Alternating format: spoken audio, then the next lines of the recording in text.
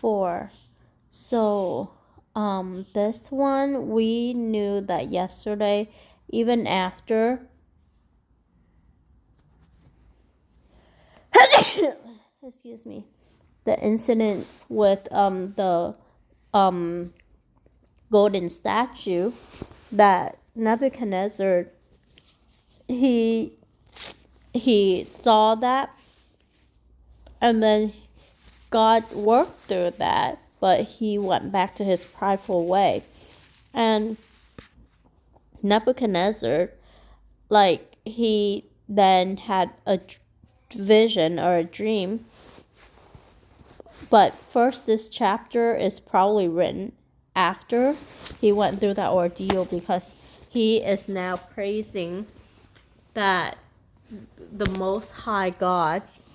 And this title, like King of Heaven or the Most High God, was written in the ancients. And like it's also written like during the Jesuits' time, that they went to China, and the Chinese use terms like heavens to talk about a supreme God. And then so God, he now is praising God. He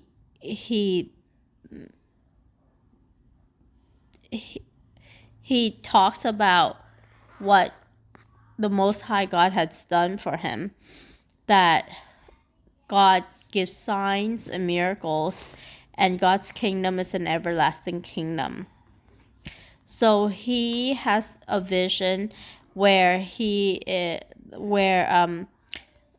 afterward God, Daniel, like it was troubling him, and then Daniel interpreted it for him, and Daniel was like, oh, I wish this would happen to your enemies, not to you.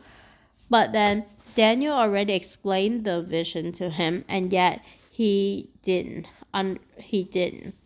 Like, he still continued on his prideful way. Because after the God, or when Daniel interpreted that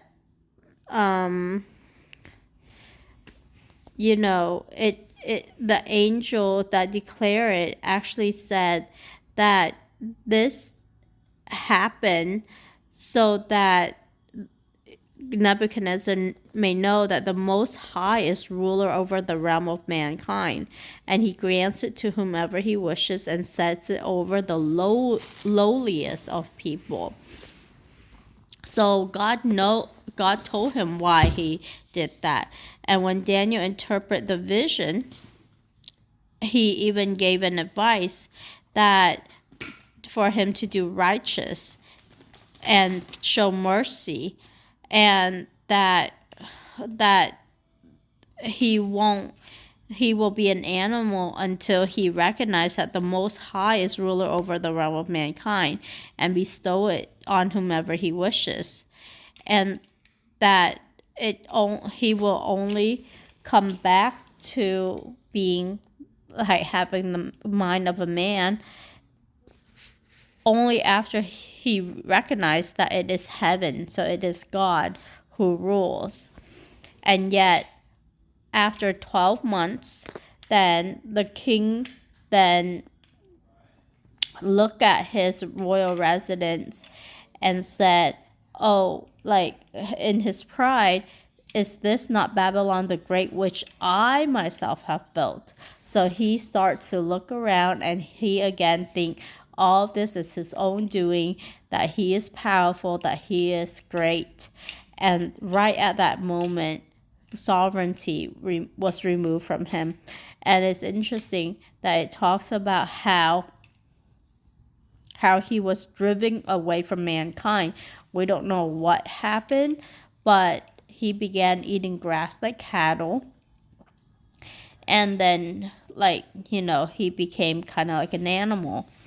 And then at the end of the period, people say this is 7 years. I'm not sure. It just said it's a 7 period. I don't know if it's years or months or so on. It's interesting that even though Nebuchadnezzar was driven away, because he was kind of like the first like main ruler, like there wasn't anyone to like try to take over his power or stage a coup or anything like that. So that was an interesting thing that happened, that there was this period where they didn't really have any powerful ruler, and when he came back to sanity, that they accepted him and like pretty much pledged their loyalty to him again. And it actually says that after he established his sovereignty, a surpassing greatness was added to him, and that his state counselor and his nobles began seeking him out. So maybe they recognize that he is a good ruler or something like that, and they follow him after he got dealt with his pride. And so so we see that pride is like just a recurring thing that happens in Nebuchadnezzar, and he wasn't changed until God replaced the mind of a human, his mind of a human, with the mind of an animal. So we know that there's a difference between the two type of mind. But even with a mind of an animal, he can still recognize the sovereignty, that God is sovereign. And in that state, it was when he can it's not his soul that was changed. It was his mind, a physical aspect that was changed. His soul, though, still belonged to him. Even with the mind of an animal, he still is Nebuchadnezzar, the human. And when he recognized that he was given the mind of a man, and he acted like a man, and he remembered what it was that he was like, and he changed his attitude towards God and worshiped God as he should be. So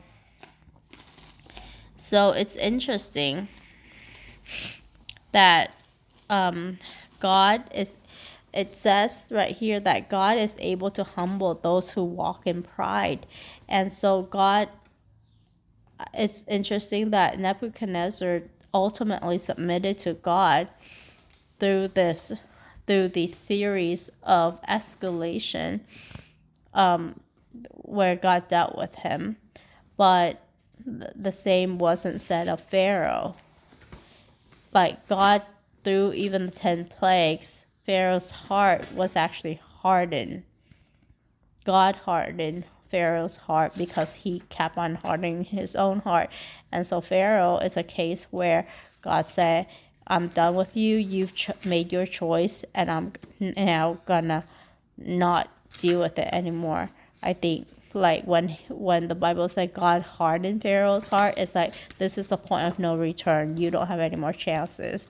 Whereas Nebuchadnezzar, he knows that these escalations will bring Nebuchadnezzar to a realization that God is supreme.